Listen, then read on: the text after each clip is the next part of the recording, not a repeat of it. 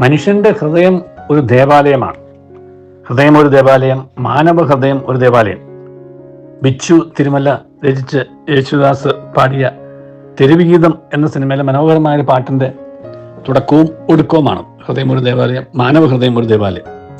മനുഷ്യന്റെ ഹൃദയം ദേവാലയത്തോട് ഉപമിക്കാനുള്ള ഒരു കാരണം ദേവാലയത്തിന്റെ പരിശുദ്ധിയും ആ ദേവാലയത്തിന്റെ പരിശുദ്ധിക്ക് അനുസരിച്ച് അവനവന്റെ ഹൃദയത്തെ വിശുദ്ധമായി കൊണ്ടു നടക്കേണ്ട ആവശ്യതയും കൂടെ സൂചിപ്പിക്കാൻ വേണ്ടിയിട്ടാണ്. മുഖ്യപ്രമേയം ആ പാട്ടിൽ അതല്ല എന്നുണ്ടെങ്കിലും, കാരണം വികാരങ്ങളുടെ ഒരു തലമാണ് ഹൃദയം എന്ന് പറയുന്നത്, ചിന്തകളുടെ തലമാണ് മനസ്സ് എന്ന് പറയുന്നത്. ആത്മാവ് എന്ന് പറയുന്നത് ആത്മീയതയുടെ തലത്തിൽ ചിന്തിച്ച് ദൈവത്തിന്റെ ഇരിപ്പിടമായി കാണുന്ന ഒന്നാണ്. ഇതിനകത്ത് ഈ മനസ്സ് മരിക്കും, ഹൃദയവും നിൽക്കും, പക്ഷെ ആത്മാവ് മാത്രം നശിക്കില്ല. ആത്മീയമായി ചിന്തിക്കുന്ന മനുഷ്യനെ സംബന്ധിച്ചിടത്തോളം അതുകൊണ്ടാണ് ആത്മാവും ആത്മീയതയും ഒരുമിച്ച് പോകാൻ കാരണം. ആത്മീയത എന്ന് പറയുന്നത് ആത്മാവിന്റെ തലമാണ്. ആത്മാവ് മരിക്കാത്ത ഒന്നാണെന്നുണ്ടെങ്കിൽ അതിനെ വഹിക്കുന്ന പേടകമായ മനസ്സും ഹൃദയവും ഉൾക്കൊള്ളുന്ന ശരീരം നശ്വരമാണ്, അത് നശിച്ചു പോകും. പക്ഷെ ശരീരത്തെ കൊഴുപ്പിക്കുകയും ഹൃദയത്തെ എന്താ പറയുക വികാരങ്ങളുടെ ചിതയാക്കി മാറ്റുകയും ചെയ്യുമ്പോഴാണ് നമ്മുടെ ആത്മാവ് നശിച്ചു പോകുന്നത് എന്നുള്ളത് മറക്കാതിരിക്കുക. കാരണം മനസ്സിന്റെ ചിന്തകൾ അത് ഹൃദയത്തെ വികാരങ്ങളുടെ തലങ്ങളിലേക്ക് മാറ്റുന്നു. വിചാരമാണ് വികാരമായിട്ട് മാറുന്നത്. അപ്പോൾ വികാരങ്ങളുടെ തലമായിട്ടുള്ള ഹൃദയത്തെ, ശരീരത്തെ ദുഷിപ്പിക്കാൻ തക്കവണ്ണം മാറ്റാതിരിക്കണമെന്നുണ്ടെങ്കിൽ മനസ്സ് നന്നായി സൂക്ഷിക്കണം. മനസ്സ് നന്നായാൽ മഹാനാവാന്ന് പറയുന്നതിന്റെ കാരണം അത് തന്നെയാണ്. മനസ്സ് നന്നായി സൂക്ഷിക്കണമെന്നുണ്ടെങ്കിൽ മനസ്സിന് നന്മയുടെ തലങ്ങളിലേക്ക് നയിക്കുന്ന കാഴ്ച, കേൾവി, വായന, ഇത് 3 കാര്യങ്ങളിൽ നമ്മൾ ശ്രദ്ധിക്കേണ്ടിയിരിക്കുന്നു. സംസാരം, കാരണം സംസാരത്തിൽ നിന്നാണ് കേൾവിയും, കേൾവിയിൽ നിന്നാണ് നമുക്ക് ചിന്തയുടെ തലങ്ങളിലേക്കുള്ള മാറ്റവും സംഭവിക്കുന്നത്, വായനയുടെ തലത്തിൽ നിന്നും. അപ്പോൾ ഈ സംസാരവും കേൾവിയും വായനയും സ്പർശനവും എല്ലാം ശരീരത്തിലെ ഇന്ദ്രിയങ്ങളാണ്. ഇന്ദ്രിയങ്ങളുടെ തലങ്ങളാണ് അതീന്ദ്രിയങ്ങളുടെ തലമായിട്ടുള്ള മനസ്സിനെയും ഹൃദയത്തെയും ആത്മാവിനെയും ബാധിക്കുന്നത് എന്ന് മറക്കാതിരിക്കുക. ഇന്ദ്രിയങ്ങൾ വെറും പേടകത്തിന്റെ തലം മാത്രമാണ്.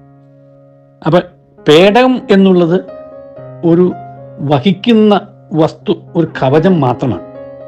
ആ പേടകത്തിന്റെ ഉപയോഗം കഴിഞ്ഞു. നമ്മൾ ശവമഞ്ചം എന്നൊക്കെ പറയുന്നത് അങ്ങനെയല്ലേ. മഞ്ചത്തിന് പ്രത്യേകിച്ചൊന്നുമില്ല. മഞ്ചം ആ ശരീരത്തെ വഹിക്കുന്നു. സാറ്റലൈറ്റിന്റെ വിക്ഷേപിക്കുന്ന ആ പേടകം, അത് റോക്കറ്റിന് അത് പേടകമാണ്. അത് വിക്ഷേപിച്ചാൽ അതിന്റെ പണി തീർന്നു. പിന്നെ അത് എവിടെയോ വീണ് തീർന്നു പോവുകയാണ് ചെയ്യുന്നത്, കടലിന്റെ അഗാധതയിലേക്കൊക്കെ പോകുന്നു. അതുപോലെ മഞ്ചം മണ്ണിലേക്ക് പോകുന്നു. ആ മണ്ണിന്റെ ഭാഗമായിട്ട് ശരീരം മാറുന്നു, അല്ലെങ്കിൽ അഗ്നിയിൽ എരിഞ്ഞ് ശരീരം തീർന്നു. പക്ഷെ അഗ്നിക്ക് നശിപ്പിക്കാനോ മണ്ണിന് ചേർക്കാനോ കഴിയാത്ത ഒന്നാണ് മനസ്സ്.